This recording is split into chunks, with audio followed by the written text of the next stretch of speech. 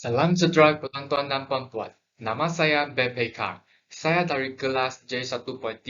Nah, hari ini saya ingin membentangkan topik punca-punca ketidakupayaan murid berkeperluan khas masalah pembelajaran. Nah, sebelum saya memulakan topik saya hari ini, saya nak kongsikan satu video dengan semua. Marilah kita tonton bersama. Which decreases coordination for both gross motor and fine motor activities. Also, these patients tend to have decreased sensory processing, which impacts successful participation in all environments. Individuals with the diagnosis of Down syndrome benefit from occupational therapy intervention to promote appropriate sensory, motor, and cognitive activities, with the overall goal to help these children develop motor skills, language skills, social skills, and self-help skills that encourage the highest level of function.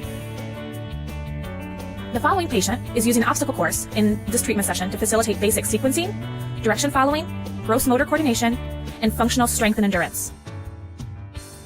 Oftentimes, the obstacle course will incorporate movement such as spinning, as in this treatment, to increase the child's sensory arousal level, which in turn increases the patient's personal motivation to participate.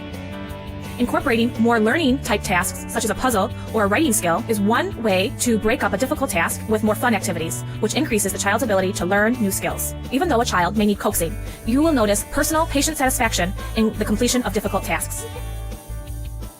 Using visual stimulating toys, such as a spinner, are great ways to enhance coordination and strength of thumb muscles. Using fun tongs to pick up small items addresses visual motor integration and hand strength. Functional strength and coordination of thumbs and hands are needed to facilitate participation in fine motor activities such as cutting, writing, dressing, and feeding oneself with a spoon and/or a fork. Use of a puzzle to facilitate visual perceptual skills, visual orientation, in-hand manipulation, and playing at midline are all skills required for coloring and writing tasks. This puzzle is a nice warm-up for visual attention to increase success for the next task. Baiklah, selepas menonton video ini, apa yang anda perhatikan dalam video ini? Bolehlah letak jawapan anda di ruang komen. Ya, betul. Video ini mempamerkan kanak Down syndrome, dan kanak Down syndrome ini kategori dalam murid ketidakperluan khas masalah pembelajaran. Guru pendidikan khas perlu menyediakan bahan atau alat spesial untuk mengajar kanak Down syndrome ini. Guru pendidikan khas juga memerlukan tahap kesabaran yang tinggi semasa menjaga kanak yang mempunyai masalah pembelajaran.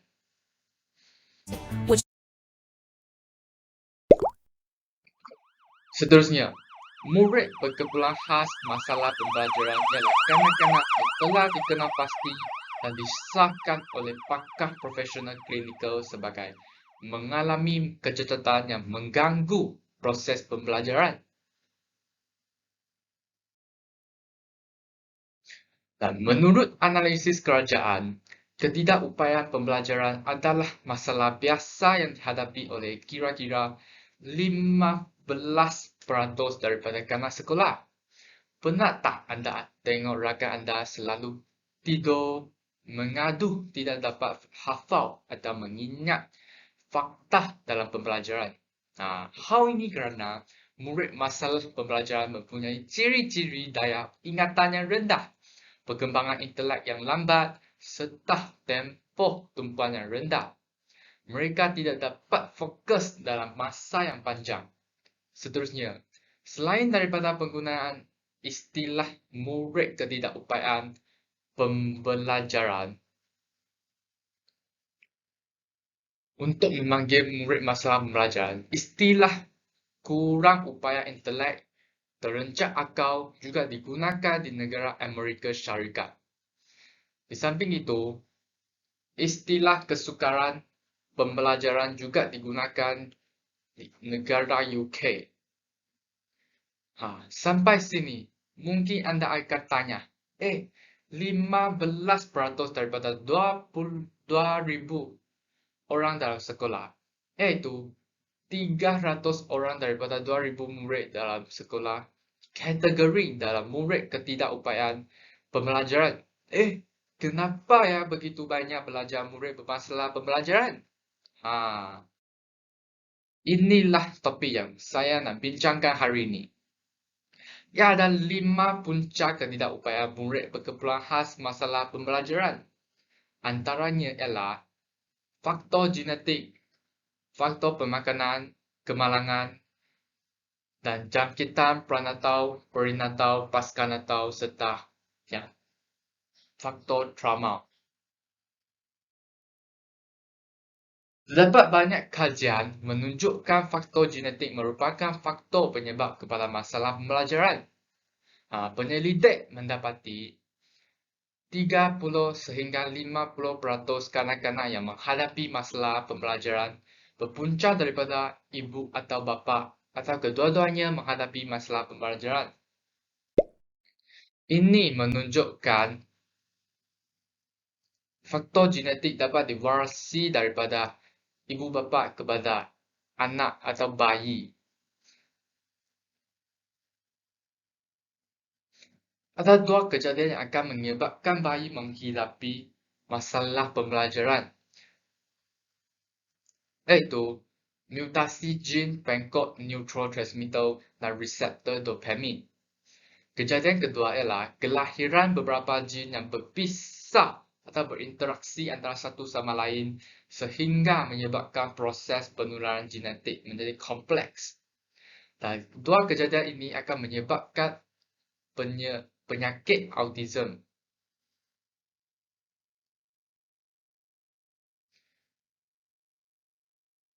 Dan kebarangkalian pasangan kembar seiras untuk menghadapi masalah pembelajaran atau masalah interaksi sosial dan kefahaman bahasa adalah tinggi sekiranya pasangan menghadapi masalah pembelajaran. Contoh penyakit yang diwarisi daripada ibu bapa ialah Down syndrome dan thalassemia. Dan Down syndrome ialah penyakit keturunan disebabkan oleh kromosom tambahan pada kromosom nombor 21 yang terdapat pada seseorang kanak-kanak. 3 salinan kromosom 21 terdapat dalam setiap satu sel. Bagi individu biasa, ia cuma mempunyai 2 kromosom pada nombor 21. Penyakit ini juga dikenali sebagai trisomi 21. Jadi, apakah ciri-ciri tentang kanak Down syndrome? Marilah kita lihat gambar bayi yang menghadapi Down syndrome ini. Kalau lihat dalam gambar ini, bayi ini mempunyai lidah besar dan terjelia. Mulutnya tidak dapat tutup dengan ketat dan lidahnya akan terkeluar. Selain itu, matanya berbentuk badang dan berlainan selain daripada orang biasa. Jari pendek dan lebar dan pertumbuhannya atau perkembangan otaknya lambat. Dan seterusnya, thalassemia juga merupakan penyakit keturunan yang menghalang badan daripada menghasil jumlah darah yang mencukupi dan berkualiti. Yang mempunyai tanda-tanda awal pada kanak-kanak yang menghadapi masalah thalassemia. Antaranya ialah kanak itu akan menghadapi masalah sesak nafas dan kelihatan letih dan gelisah.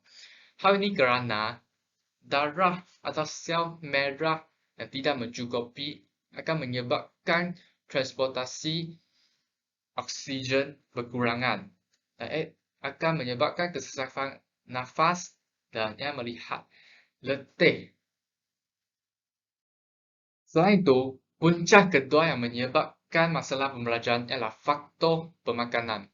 Boleh tak anda imagine makanan seharian anda hanya semangkuk nasi dan sebiji telur goreng dan mengekal tabiat makanan ini selama sebulan? Apa yang akan terjadi? Boleh letakkan jawapan anda di ruang komen. Dengan perkataan lain, apa yang akan terjadi kalau anda kekurangan zat atau nutrien makanan? Kanak-kanak yang mengalami gizi yang tidak seimbang untuk suatu tempoh yang lama akan mengalami malnutrisi. Malnutrisi ini ditakrif sebagai kekurangan nutrien tertentu dalam makanan. Malnutrisi ini akan menyebabkan pelbagai penyakit seperti anemia, kwashiorkor, scurvy, dan ricket. Kejadian mendapati lebih daripada 60% kanak-kanak autistik menghadapi masalah pencernaan. Makanan yang dimakan oleh bayi seperti susu daripada haiwan dan tepung gandum tidak dapat dicerna dengan baik oleh tubuh. Dan kesannya, protein tidak dapat ditukar kepada asid amino yang boleh dibuang dan badan terus menyerap proteinnya. Akibatnya, sel-sel otak menjadi rosak dan seterusnya mengganggu fungsi otak yang melibatkan aspek kognitif, komunikasi reseptif, perhatian dan tingkah laku. Tadi saya dah menyatakan 4 contoh penyakit akibat malnutrisi. Penyakit pertama ialah anemia. Anemia adalah keadaan di mana anda kekurangan sel darah merah yang cukup untuk membawa oksigen yang mencukupi ke tisu badan anda. Jika anda mengalami anemia, hemoglobin kamu akan rendah dan dapat membuat anda merasa letih dan lemah kerana kekurangan oksigen dihantar. Seterusnya, penyakit kwashiorkor juga akibat malnutrisi. Kwashiorkor adalah keadaan serius yang boleh berlaku apabila seseorang tidak mengambil cukup protein. Kekurangan protein yang teruk boleh menyebabkan pengekalan cecair yang dapat membuat perut kelihatan kembung. Lihatlah gambar ini. Kanak-kanak ini perut kanak ini kembung. Ada beberapa ciri penyakit kwashiorkor. Dan kwashiorkor paling sering terjadi pada kanak-kanak, terutamanya jika mereka tidak mendapat nutrien yang mencukupi sebab sahaja mereka berhenti menyusu. Antara ciri yang mudah dikesan ialah mereka akan lemas dan pucat. Masas otot mereka juga menghilang dan pertumbuhan mereka akan gagal dan kata lain, mereka tidak akan bertambah tinggi atau berat badan mereka tidak akan bertambah. Seterusnya, penyakit scurvy adalah penyakit yang disebabkan oleh kekurangan vitamin C. Gejala awal kekurangan termasuk kelemahan, rasa letih, dan sakit tangan. Tanpa rawatan, sel darah merah menurun dan penyakit gusi berubah pada rambut dan perdarahan dari kulit akan berlaku. Ketika penyakit kudis memburuk, penyembuhan luka akan menjadi buruk dan perubahan kepribadian dan akhirnya kematian akibat jangkitan atau pendarahan juga akan berlaku. Jadilah berjaga-jaga diri sendiri dan saudara-saudari sekeliling anda.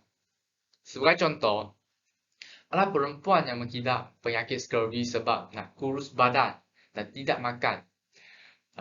Perempuan ini tidak menyerap zat makanan atau nutrien makanan yang cukup atau seimbang. Jadilah makan banyak makanan yang berkhasiat vitamin C seperti buah-buahan dan sayur-sayuran.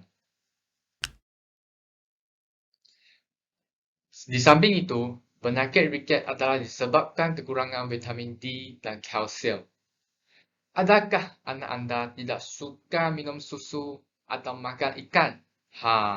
Jika mereka kekurangan vitamin D dan kalsium, mereka boleh berdedah pada penyakit ricket, iaitu gangguan tulang yang menyebabkan tulang menjadi lembut dan mudah patah serta kecacatan. Hal ini kerana kalsium berfungsi untuk memperkukuhkan tulang manusia. Dan jika kekurangan kalsium, mereka akan menghidapi ricket. Dan lihat kalau gambar, kaki kanak ini bengkok ataupun kakinya tidak setakat. Inilah tanda awal, tanda atau gejala penyakit ricket. Seterusnya, Punca ketiga masalah pembelajaran ialah faktor kemalangan. Ada dua jenis kemalangan.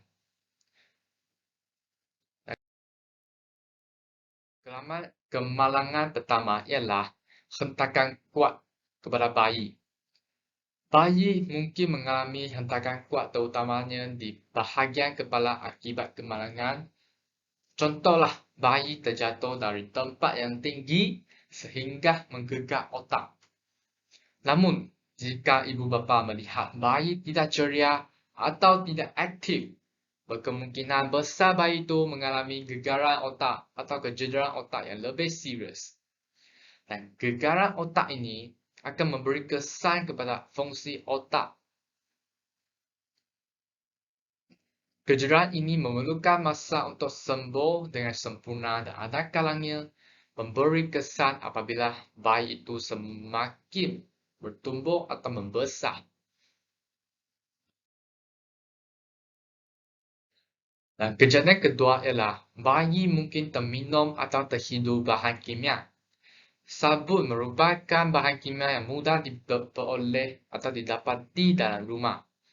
Dan sabun mengandungi bahan kimia seperti parabens, phosphate, sodium lauryl sulfate, dan chlorine yang akan mengakibatkan kerosakan mata dan kanser kulit. Selain itu, racun perosak juga merupakan bahan kimia yang mudah didapati dalam rumah. Dan racun perosak akan menyebabkan penyakit otak organik seperti masalah hilang ingatan yang teruk, kesukaran untuk menumpu perhatian, dan perubahan personaliti. Jika serius, ini juga akan menyebabkan kanak-kanak tidak sedar diri dan koma. Jadilah berhati-hati ataupun menyimpan bahan kimia ini di tempat yang tidak didapati oleh kanak-kanak anda. Seterusnya, punca keempat ialah jangkitan prenatal, perinatal, dan pasca-natal. Nah, apa itu prenatal, prenatal, dan pasca-natal? Marilah kita tengok. Jangkitan prenatal ialah jangkitan yang akan dihadapi oleh bayi sebelum lahir atau semasa tempoh kehamilan. Ada 3 pelakuan yang akan menyebabkan bayi menghadapi masalah pembelajaran. Yang pertama ialah ibu mungkin mengambil alkohol, dadah, rokok semasa menghamil. Dan pelakuan ini akan membawa kesan buruk kepada bayi. Seperti keguguran atau kematian janin akan berlaku. Ataupun kehamilan ektopik, iaitu kelahiran bayi di luar rahim. Seterusnya juga melahirkan bayi pramatang ataupun bayi yang cacat. Dan kejadian kedua ialah ibu mungkin mengalami demam campak atau rubella. Dan jangkitan virus seperti toksok, herpes, pemakanan yang tidak berzat boleh mempengaruhi pertumbuhan sel otak dan seterusnya, mengganggu fungsi otak bayi. Hal ini menyebabkan aspek komunikasi, pemahaman dan interaksi terganggu. Dan ini juga akan menyebabkan pengejaran otak bayi. Pelakuan yang ketiga yang akan berlaku ialah ibu mungkin menghidapi penyakit sifilis semasa menghamil. Dan ia disebabkan oleh satu organisma yang dinamakan spirochete. Dan penyakit sifilis ini disebar melalui hubungan seks secara oral, tubuh, dan vagina. Ia juga boleh disebar dari seorang ibu kepada bayinya semasa kehamilan. Dan kesan sifilis kepada bayi ialah pertumbuhan bayi terpantut dan kelahiran bayi pramatang sebelum 37 minggu. Dan jangkitan sifilis dari ibu kepada anak ini boleh mengakibatkan pelbagai kesan buruk, termasuklah melahirkan bayi mati atau kematian pasca kelahiran, berat yang rendah ketika lahir, Dan akhir sekali, melahirkan kanak-kanak yang pramatang dan kecacatan congenital. Seterusnya, apa yang akan menyebabkan bayi menghidapi masalah pembelajaran semasa kelahiran? Yang pertama, bayi mungkin mengalami kekurangan oksigen semasa dilahir atau kelahiran yang amat sukar antara punca berlakunya kelambatan perkembangan. Yang seterusnya akan menyebabkan kerosakan minimum pada otak kanak-kanak. Semasa bersalin, terdapat kontraksi rahim kuat yang akan menyebabkan bayi mengalami fetal distress. Terutamanya bagi ibu yang berisiko tinggi seperti menghidapi masalah penyakit darah tinggi. Dan sindrom ekspirasi mekonium juga akan mengganggu sistem pernafasan bayi. Hal ini kerana bayi mungkin tertelan atau termakan mekonium dalam proses kelahiran dan seterusnya memasuki paru-paru bayi berkenaan.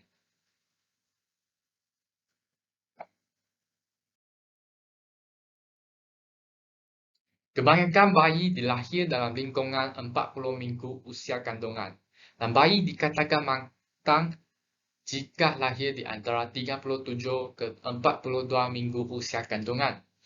Jika bayi dilahir sebelum 37 minggu usia kandungan, ia dikatakan kelahiran pramatang. Dan bayi pramatang ini akan mengalami masalah jangkitan di dalam darah seperti septicemia dan radang paru-paru, selaput di sekeliling otak, dan saraf tunjang. Selain itu, salur darah yang mengambung antara jantung dan paru-paru tidak tertutup, yang mana boleh menyebabkan kesesakan dalam pernafasan atau kegagalan dalam jantung berfungsi.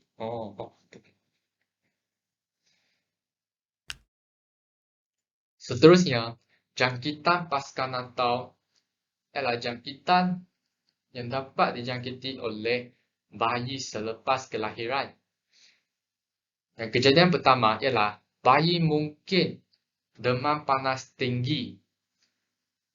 Demam panas tinggi lebih daripada 39.4 degree Celsius di kategori dalam demam panas tinggi. Untuk kanak-kanak kecil dan bayi, suhu yang sedikit tinggi mungkin menunjukkan jangkitan yang serius. Dan kesan demam panas kepada bayi ialah jangkitan bakterial. Keadaan radang tertentu seperti arthritis, rheumatoid, keradangan pada selaput sendi. Dan kejadian kedua ialah bayi mungkin menjangkiti penyakit meningitis. Dan penyakit meningitis ini boleh disebabkan oleh jangkitan bakterial atau virus dan punca lain. Meningitis bakterial boleh membawa muat terutamanya apabila disebabkan oleh kuman seperti S. pneumoniae, N. meningitis, dan H. influenza. Jikalau virus ini menyerang otak, akan menyebabkan bayi tersebut menjadi terencat, kekejangan badan dan leher. Seriusnya jika bayi ini menjangkiti penyakit meningitis. Jadilah menjaga bayi atau kanak-kanak anda selepas dilahirkan untuk menjaga kesihatan dan keselamatan bayi serta mengelakkan bayi menghidapi masalah pembelajaran. Punca terakhir ialah faktor trauma. Trauma adalah tindak balas terhadap peristiwa yang dialami oleh seseorang yang sangat tertekan.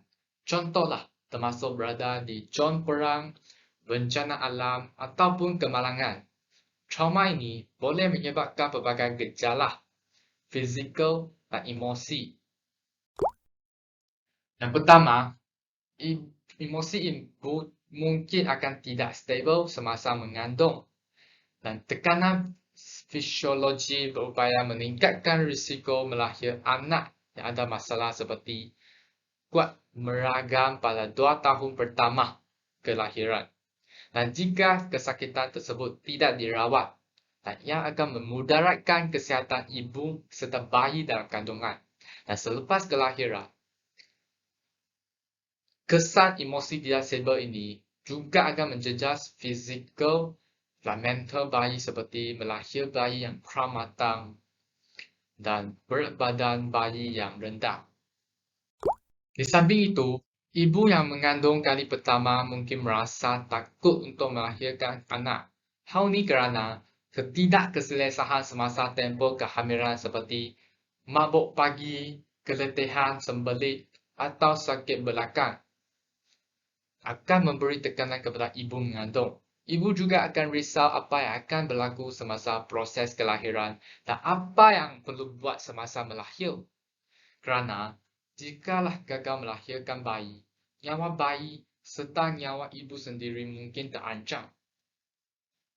Tahap tekanan yang tinggi dan berterusan untuk jangka masa panjang boleh menjejas emosi dan kesehatan seperti mewujud risiko tekanan darah tinggi dan penyakit jantung.